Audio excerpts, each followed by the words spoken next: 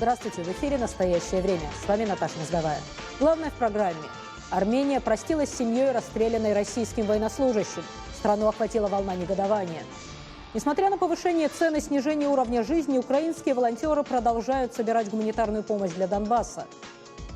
Москва воспринимает Америку как внешнего врага. Новый доклад экспертов Госдепартамента США. Сергей, начинаем с вас. Спасибо, Наташа. События дня в настоящем времени из Праги. Я Сергей Дорофеев. Здравствуйте. Волнение в Армении. Полиция помешала десяткам митингующих сжечь флаг России у посольства страны в Ереване. Тем временем тысячи жителей города Гюмри собрались у российской военной базы, требуя передать армянским правоохранителям российского солдата Валерия Пермякова, задержанного за убийство армянской семьи из 6 человек.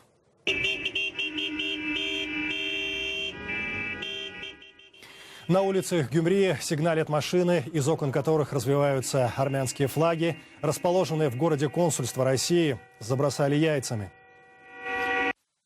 Полиция пыталась уговорить участников акции остановиться, но они не подчинились и отправились дальше к военной базе. Какая обстановка в Гюмри? Как теперь будут жить российские военные в Армении? Ответы на вопросы искал Александр Касаткин.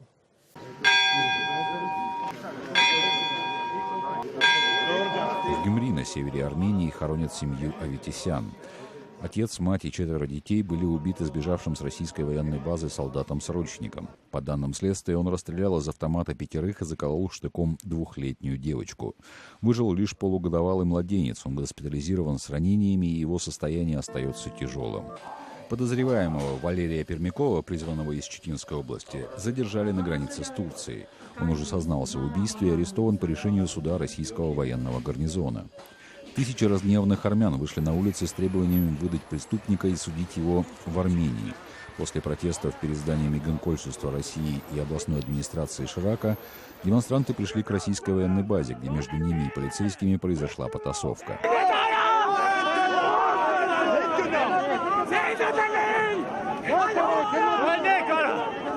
Протестующие дали прокуратуре 22 часа, пообещав по окончании этого срока вновь собраться и в зависимости от ответа прокуратуры определить свои дальнейшие шаги. Прямо сейчас, краткосрочно, ситуация купирована, и ничего происходить больше не будет. Даны заверения, что сторона России, что это будет настоящий, так сказать, суд, и он пройдет, хотя на территории Армении.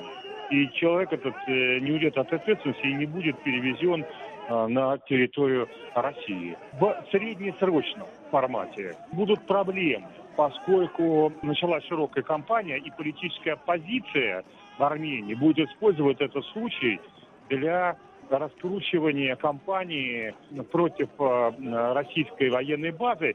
Не потому, что они против этой военной базы, а потому что они оппозиция, им нужна какая-то тема. Трагедия вызвала новые вопросы и относительно условий пребывания российских военных в Армении. Русские даже за военную базу Канты, расположенную в Кыргызстане, платят огромные деньги. Я уже не говорю о базе Тартус на территории Сирии, о российских военных базах в Беларуси, за которые Россия идет на довольно большие уступки в вопросе цены на газ. В Азербайджане Россия арендовала Габалинскую радиолокационную станцию. Нигде русским никто бесплатно не предоставляет территорию под базу, а мы берем на себя еще и половину ее расходов. Преступление, совершенное Пермяковым, является двойным и включает в себя военные преступления, за которые наказание последует в соответствии с законодательством России, и невоенное преступление, наказываемое в соответствии с Уголовным кодексом Армении.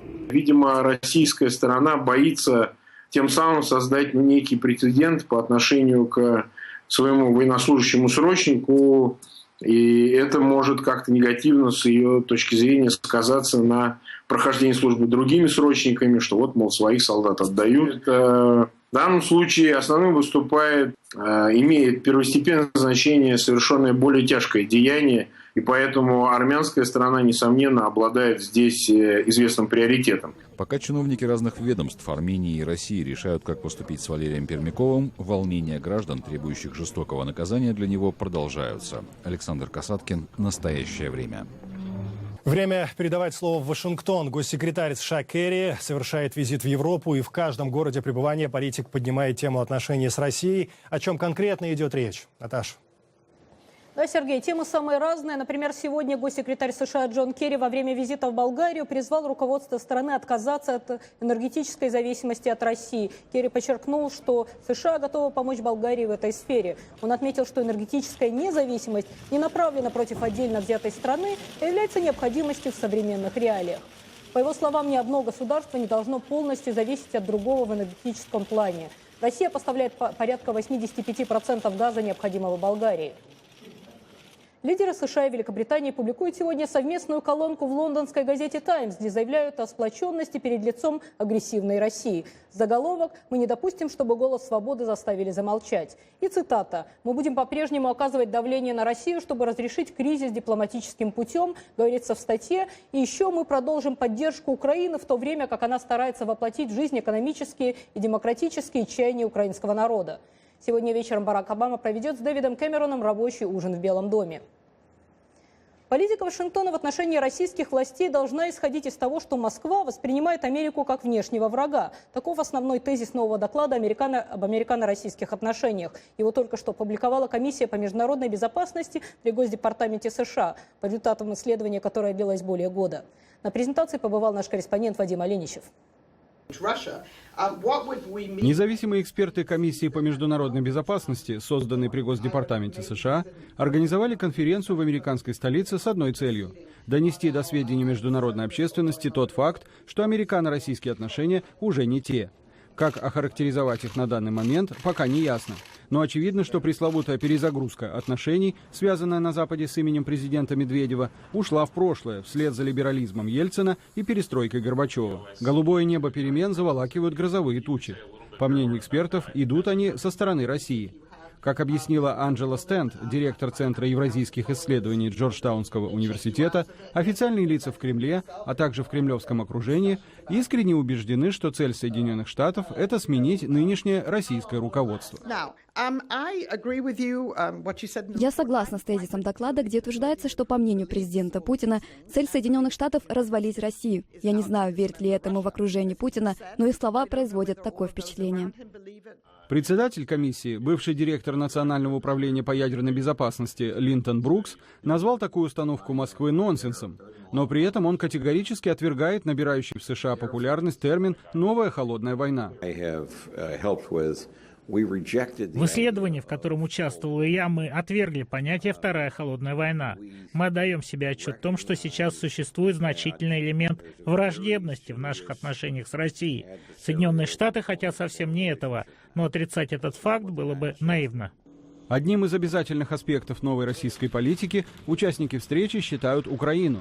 В построении отношений с Москвой следует отталкиваться от безусловной поддержки Украины Америкой, заявил бывший заместитель министра обороны США по стратегии Уолтер Слокомб. Конфликт России с Украиной, считает Слокомб, не настолько велик, чтобы достичь масштабов глобального, но и не настолько мал, чтобы считаться региональным. Поэтому лучшими санкциями против России будут успешная демократизация Украины и ее интеграция в Европу. В этой связи комиссия Госдепартамента, в частности, предлагает повысить степень готовности НАТО, чтобы его силы могли отреагировать на любые провокации в Европе. Это связано со стремлением России, как было сказано, возродить доктрину Брежнева об ограниченном суверенитете. Имеется в виду стремление Москвы доминировать на бывшем постсоветском пространстве. Иными словами, Западу в отношении России вновь требуется четкая политика стратегического сдерживания. Как следует из доклада комиссии, разрешить противоречия между Америкой и Россией можно различными способами. А вот что не вызывает сомнений у участников встречи, это то, что растущая конфронтация между двумя странами делает американо-российские отношения все более враждебными. Вадим Оленичев, Андрей Дегтярев для «Настоящего времени». Вы можете выйти из тени, заявил в ноябре президент Обама, подписав указ, который узаконил пребывание в США практически половины из 11 миллионов нелегальных иммигрантов. При этом республиканцы твердо намерены отменить указ, защищающий нелегалов от депортации, то есть, используя метафору Обамы, снова загнать их в тень. С нами в студии наш корреспондент Александр Панов. Саш, чего добиваются республиканцы?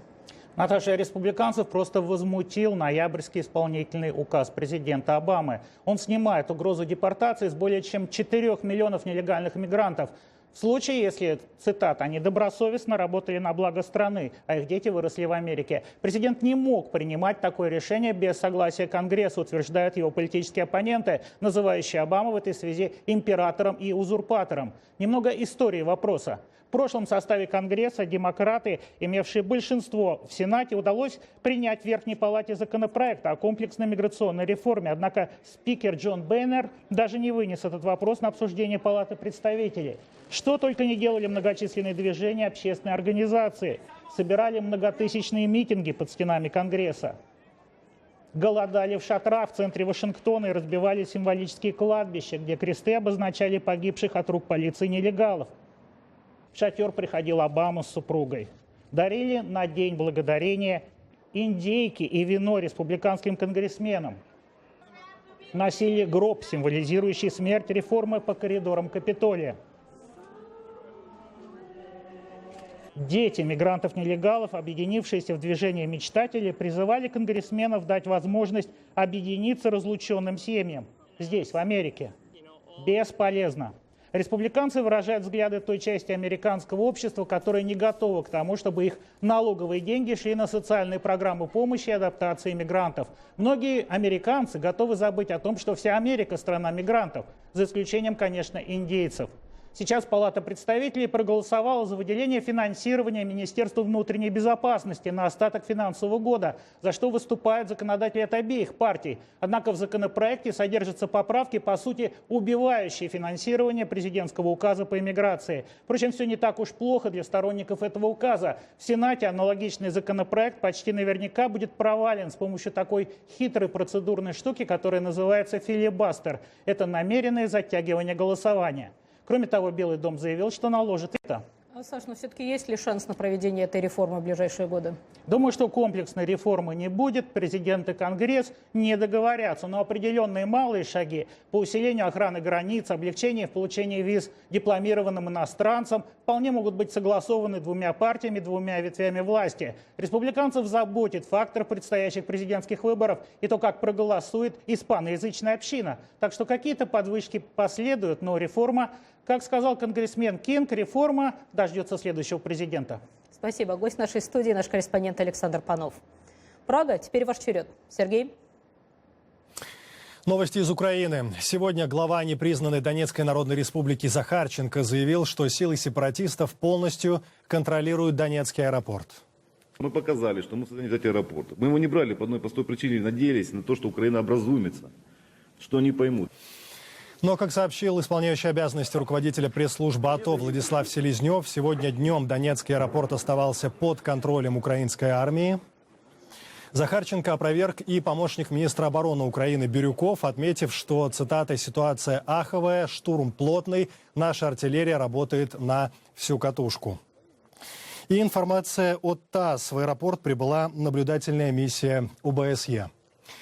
Тем временем оставшиеся в зоне АТО местные жители выживают в основном за счет помощи волонтеров. Наш корреспондент в Киеве Яна Полянская побывала на складе, куда горожане несут продукты питания, одежду, предметы первой необходимости для отправки на Донбасс.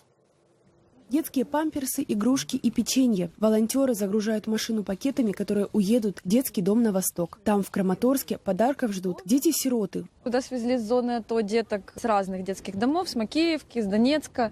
Вот, сейчас там около 130 детей, если я не ошибаюсь. Помогали люди, распространяли информацию мы через соцсети. Волонтерят ребята давно, еще со времен Майдана. В то время они организовывали самооборону, патрулировали ночью родные дворы. Потом начали собирать продукты и вещи для солдат. Для этих целей местные власти даже выделили бесплатный склад. Именно сюда украинцы приносят еду и одежду. После детского дома опять повезут военным в зону АТО спальные мешки, одежду, еду, простые вещи, которых особенно не хватает зимой. Волонтеры рассказывают, что порой украинцы приносят совсем странные вещи. Женские шубы, деловые костюмы, а один раз даже фату.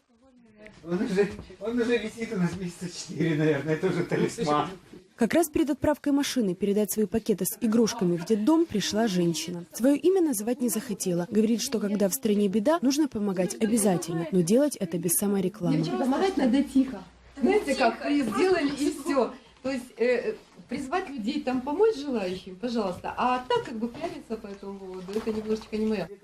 Вот уже больше чем полгода украинцы продолжают помогать фронту, даже когда у самих зарплаты не увеличиваются, а цены наоборот растут. Но по словам волонтеров, сейчас активность снизилась и помогают уже меньше. Например, сложно найти желающих постоять с тележкой возле супермаркетов, собирая продукты для бойцов. Поэтому люди, если летом могли прийти, да, там с 2 часов до 8 побыть или до 9, то есть приятное с полезным, с отдыхом совместить, то сейчас это холодно.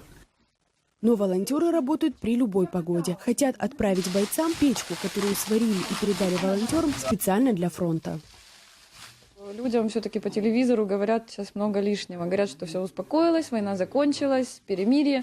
Вот, к сожалению, де-факто это не так. Волонтеры говорят, иногда люди не знают, чем именно могут помочь. Тогда лучше позвонить и спросить напрямую, что нужно. Ведь ребята постоянно держат связь с востоком Украины. Яна Полянская для «Настоящего времени». И услышав слова героини этого сюжета, цитата «Сейчас людям по телевизору говорят много лишнего», мы решили обсудить то, как о событиях на востоке Украины рассказывают украинские медиа. Как подается информация о действиях украинской армии, о нуждах местного населения Донбасса. И вот как раз эти вопросы я до эфира задал журналисту, живущему сейчас в Киеве, политическому обозревателю украинского радио «Вести» и радиостанции «Эхо Москвы» Матвею Гонопольскому.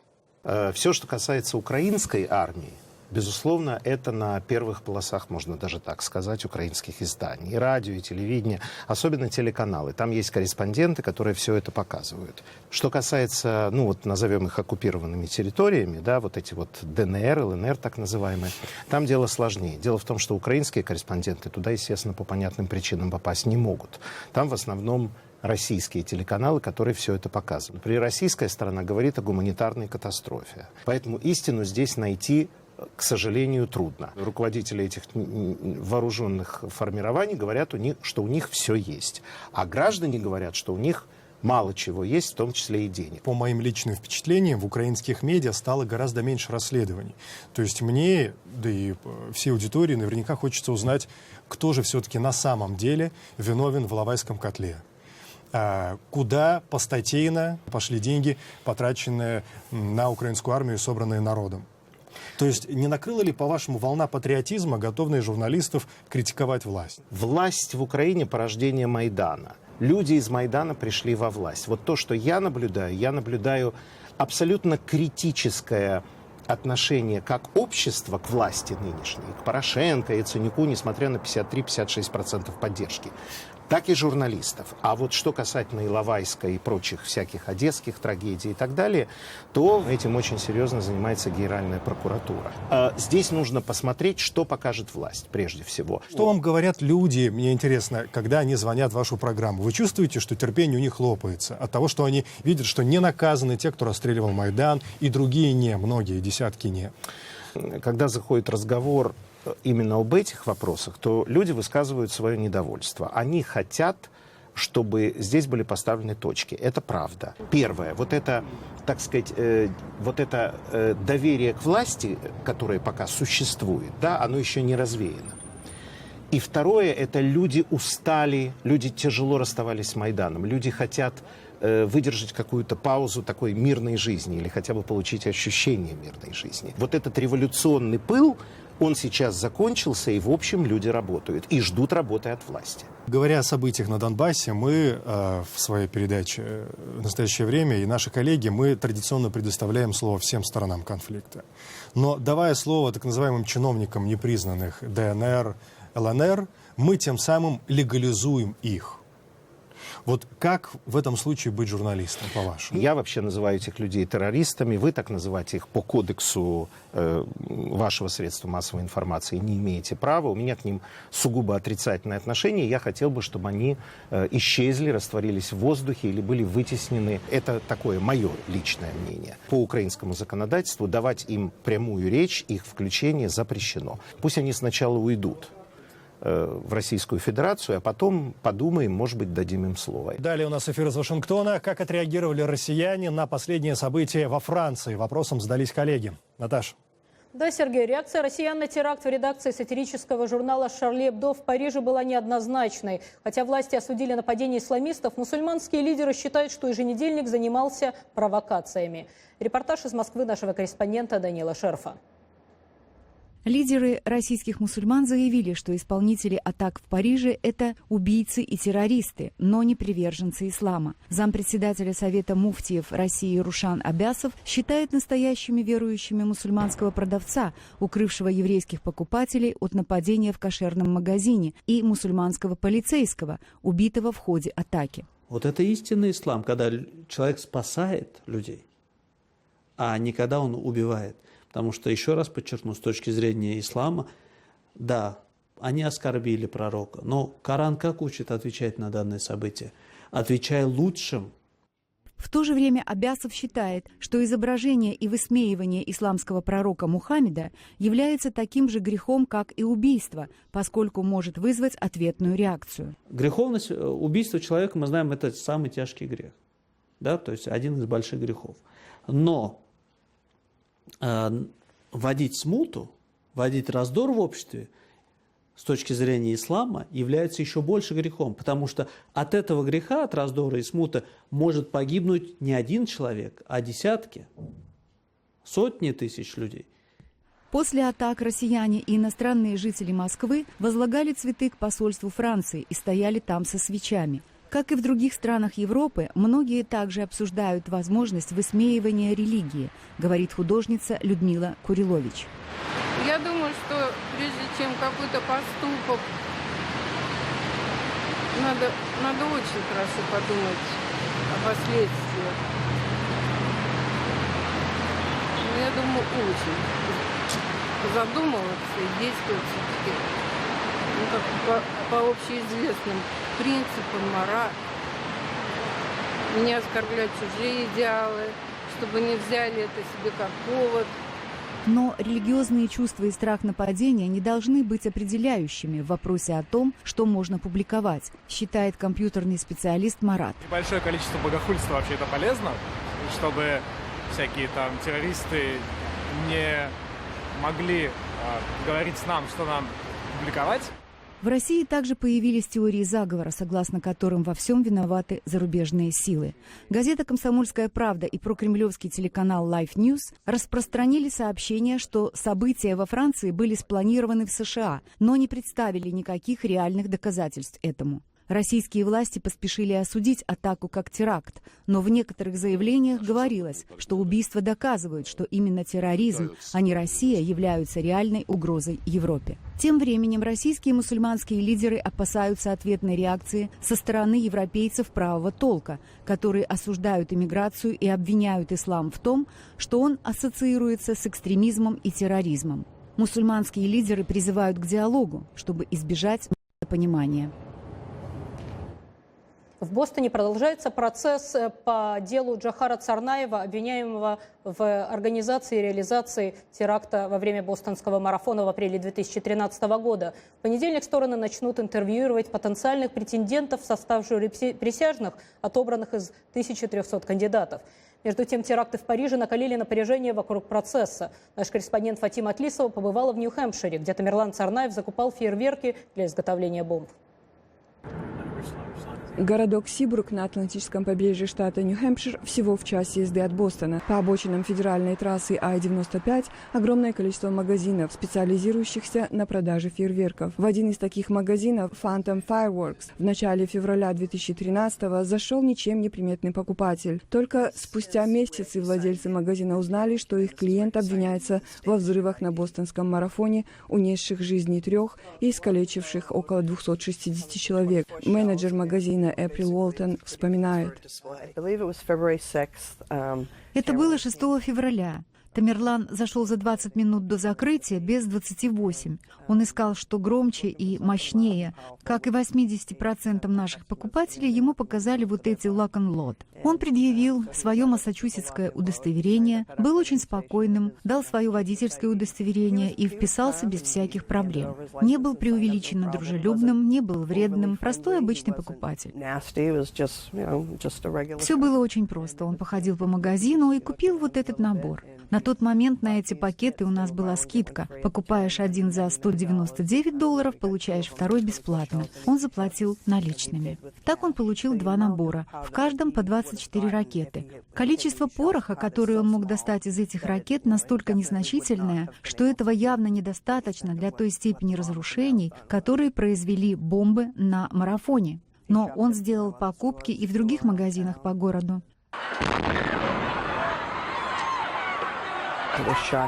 Это было настоящим шоком. Моя молодая коллега, помощник менеджера, которая в тот вечер была на кассе, до сих пор сильно расстроена. У нее долгое время был настоящий эмоциональный срыв. И мне кажется, это у нее уже навсегда. И теперь все, конечно, следят за судом. Я не думаю, что хоть один человек останется в стороне от этого процесса. И это мое личное мнение, но я думаю, что он, безусловно, должен быть приговорен к смертной казни. У меня нет никаких симпатий к нему. Фатима Атлисова, Джефф Свикард, Сибрук, Нью-Хэмпшир. Совсем другая сфера, более радостные новости. В список картин-номинантов на «Оскар» вошел фильм грузинского режиссера Заза Урушадзе «Мандарины». Также на «Оскар» номинирован фильм российского режиссера Андрея Звягинцева в категории «Лучший фильм на иностранном языке». В 5:30 утра в Лос-Анджелесе на специальной церемонии режиссеры Альфонсо Куарон и Джей Джей Абрамс назвали номинантов в 10 категориях. Ровно через 8 минут президент Американской академии киноискусств Шерил Бун Айзекс и актер Крис Пайн огласили имена тех, кто будет бороться за звание лучших в еще 14 категориях.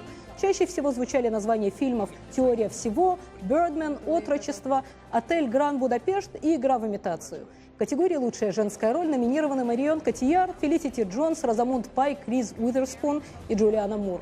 Стив Карелл, Брэдли Купер, Бенедикт Камбербэтч, Майкл Китон и Эдди Редмейн номинированы на «Оскар» в категории «Лучшая мужская роль». Несмотря на раннее утро, на пресс-конференции в кинотеатре Сэмюэл Голдвин Театр в Беверли-Хиллз присутствовали более 400 представителей СМИ со всего мира. Церемония вручения наград пройдет 22 февраля.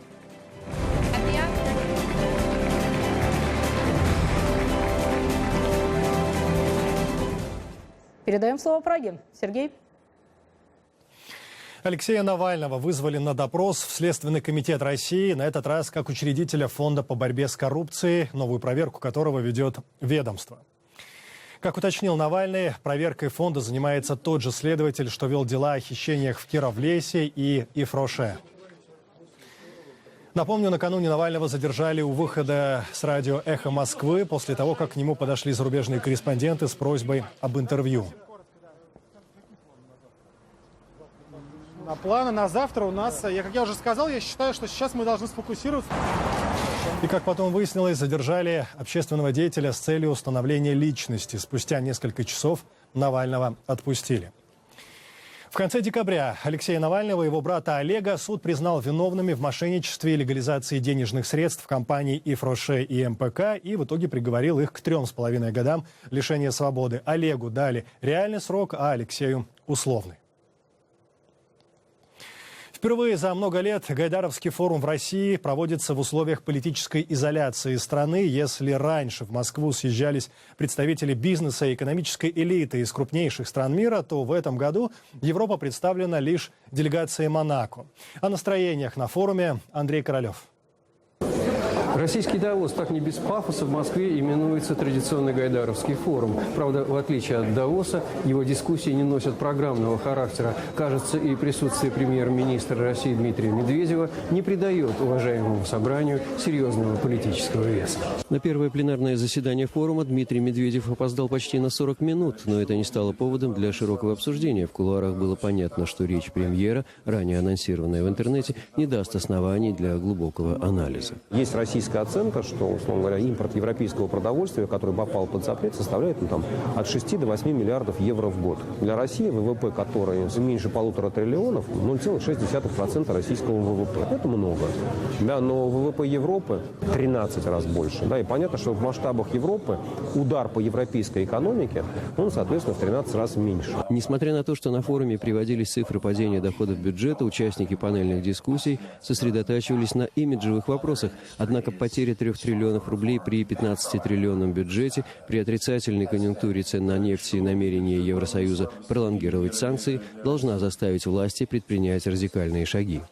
Вот дальше вопрос, будут ли это шаги в сторону так называемой мобилизационной экономики, или это все-таки будут шаги в пользу запоздалого, но тем не менее развития рыночных институтов. В эксклюзивном интервью «Радио Свобода» сотрудник Института экономической политики имени Гайдара Алексей Кудрин вновь повторил уже звучавшие тезисы о мерах структурного характера, которые не компенсируют краткосрочных рисков. Основой выхода из кризиса в течение 2-3 лет может стать то, что инвесторы разглядят усилия властей по улучшению климата. Уровень государственных расходов и структура государственных расходов.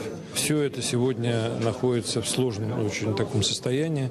Основополагающим тезисом нынешнего форума можно считать ожидание пиковой точки, после которой экономика России выйдет из штопора. Если Алексей Кудрин отводит на ожидание 2-3 года, то остальные эксперты демонстрируют пессимизм. Наша программа подошла к концу. Мы благодарим коллег в Вашингтоне и всех наших зрителей. Смотрите нас в эфире своих национальных телеканалов. Настоящее время вновь наступит уже завтра. Я Сергей Дорофеев. Всего доброго. До свидания.